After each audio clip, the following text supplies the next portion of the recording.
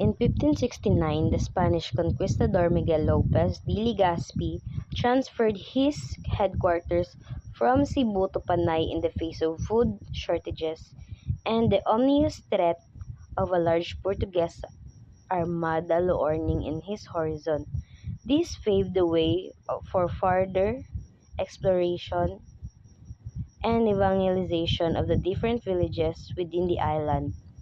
Tales handed down from generation to generation mention of the travels made by a small Spanish expeditionary forces in their quest to establish new settlements around the island.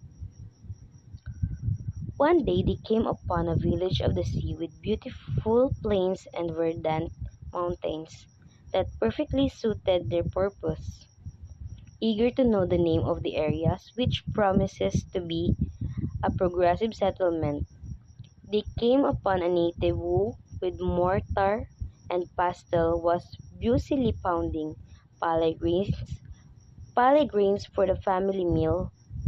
One of the soldiers approached the man and inquired in as the name of the village, believing that the soldier was asking what he was doing.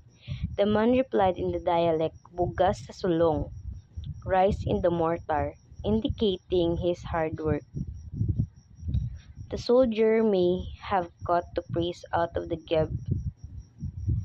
soldier may have got the praise out of the gibberish from the native that he kept on muttering "bugas sa sulong" over and over to signify